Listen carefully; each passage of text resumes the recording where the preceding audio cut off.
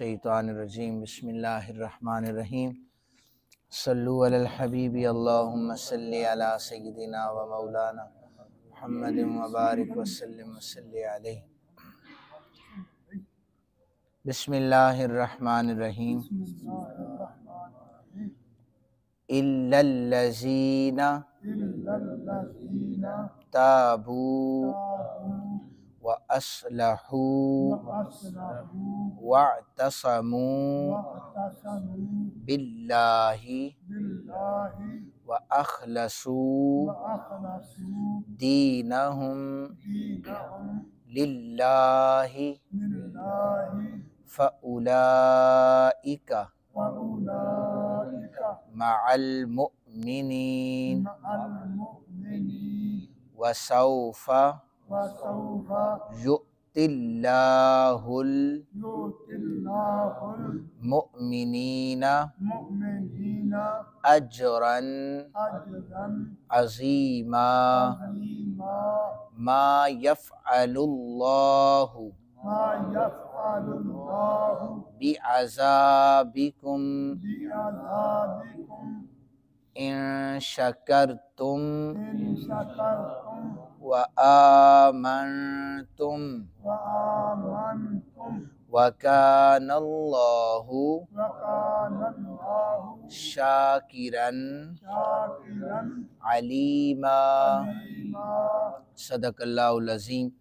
ترجمہ سماعت فرما لیجئے۔ اللہ وحدہ لم یزل ارشاد فرما رہے ہیں، مگر ان منافقوں میں سے جن لوگوں نے توبہ کی اور وہ نیک ہو گئے اور انہوں نے اللہ عز و جل کا دامن پکڑ لیا اور اپنے دین کو خالص اللہ کے لیے کر لیا، سو وہ لوگ مومنوں کے ساتھ ہوں گے اور عنقریب اللہ مومنوں کو اجر عظیم عطا فرمائے گا۔ اللہ تمہیں عذاب دے کر کیا کرے گا اگر تم شکر ادا کرو اور خالص ایمان لے آؤ، اور بے شک اللہ شکر کی جزا دینے والا بہت جاننے والا ہے۔ ان آیات کا ترجمہ ہے۔ منافقین کے حوالے سے یہ ہم آیات جاری ہیں۔ کل جو آیہ مبارکہ پڑھی تھی کہ فی الدرک الاسفل من النار، تو یہ اس کا مطلب یہ ہے کہ منافقین جو ہوں گے وہ جہنم کے سب سے نچلے طبقے میں ہوں گے۔ دوزخ کے جو طبقات ہیں وہ 7 طبقات بیان فرمائے گئے ہیں حدیث میں۔ ان میں سے پہلا طبقہ جو ہے وہ جہنم کہلاتا ہے، مطلقاً اسے جہنم کہا جاتا ہے۔ دوسرا جو ہے طبقہ اسے لظا کہا جاتا ہے، اور تیسرا حطمہ ہے، چوتھا سعیر ہے، پانچواں سقر ہے، چھٹا جہیم ہے، اور ساتواں جو ہے یہ حاویہ ہے۔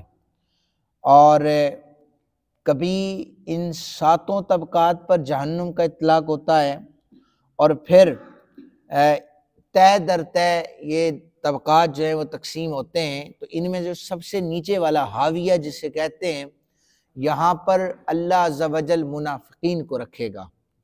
اور یہ چیز بھی واضح ہو رہی ہے کہ اگر پہلا جو طبقہ ہے جسے جہنم کہتے ہیں، دوسرا لظا ہے، تو ان طبقات میں بھی عذاب ہوگا، لیکن جو سب سے نیچے ہوگا اس میں عذاب کی شدت کو بھی بیان کیا جا رہا ہے کہ جس میں یہ نشانیاں پائی جائیں، ایسا منافق انسان جو ہے وہ حاویہ اس جہنم میں، اس طبقے میں وہ جلے گا، اسے اللہ وحدہ لم یزل وہاں پر عذاب دیں گے۔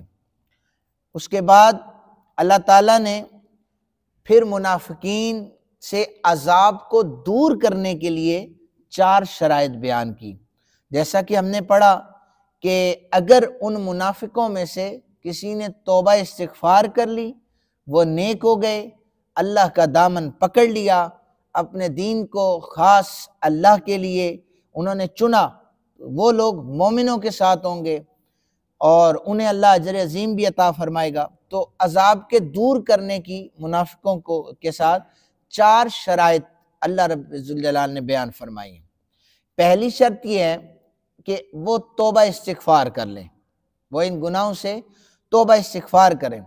پھر دوسری شرط یہ ہے کہ توبہ استغفار کے ساتھ ساتھ وہ نیک اعمال شروع کر دیں، کیونکہ جب وہ نیک اعمال کریں گے تو ویسے تو منافقین نیک اعمال کرتے تھے لیکن توبہ بھی نہیں تھی اور نیت میں بھی فطور تھا، وہ بظاہر نیک اعمال ہوتے تھے۔ توبہ کے بعد جب وہ نیک اعمال کریں گے تو یہ اعمال جو ہیں وہ لائق اعتبار ہوں گے، اللہ کی بارگاہ میں قبول ہوں گے۔ تیسری شرط یہ ہے کہ وہ توبہ بھی کریں، نیک اعمال بھی کریں، لیکن ساتھ ساتھ وہ اللہ وحدہ لم یزل کا دامن بھی تھام لیں۔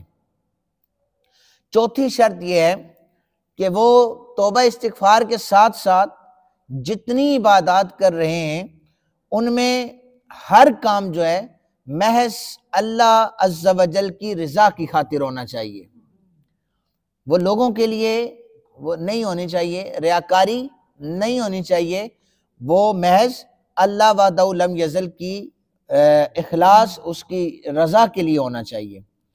فرمایا کہ اللہ تمہیں عذاب دے کر کیا کرے گا؟ دیکھیں اللہ تعالیٰ جو ہے وہ انہیں عذاب دے کر کیا کرے گا؟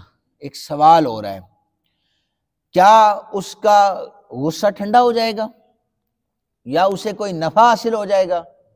جیسے عمومی طور پر جب کبھی کسی مجرم کو بادشاہ سزا دیتا ہے، کہتا ہے اس کا سر قلم کر دو مجھے تسکین ہو جائے گی، اس مجرم کو سزا ملے تو میرا دل ٹھنڈا ہو جائے گا۔ یا ہم بھی اس دور میں بھی ہمارے دشمن کو کوئی اگر نقصان پہنچے تو ہم کہتے ہیں ٹھنڈ پڑ گئی ہے، اسے نقصان ہوا ہے، ہمیں ٹھنڈ پڑ گئی ہے۔ تو ایسی تسکین تو کوئی ہم مراد بھی نہیں لیتے اور نہ ہی رب ذوالجلال کی شان ہے۔ تو قرآن استفہامیہ انداز میں پوچھ رہا ہے کہ اللہ انہیں عذاب دے کر کیا کرے گا؟ اگر یہ شکر ادا کرنے والے بن جائیں تو اللہ رب ذوالجلال تو انہیں جزا دے گا۔ تو بتایا گیا کہ منافقین کے لیے جو توبہ کی چاروں شرائط ہیں ان پہ وہ اگر عمل کریں تو رب ذوالجلال تو انہیں بخش دے گا، انہیں بھی وہی درجات عطا کرے گا جو اللہ اپنے مخلص بندوں کو عطا فرماتا ہے۔ اللہ تعالی ہم سب کو قرآن پاک کے احکامات پر عمل کی توفیق عطا فرمائے۔ وما علینا الا البلاغ المبین۔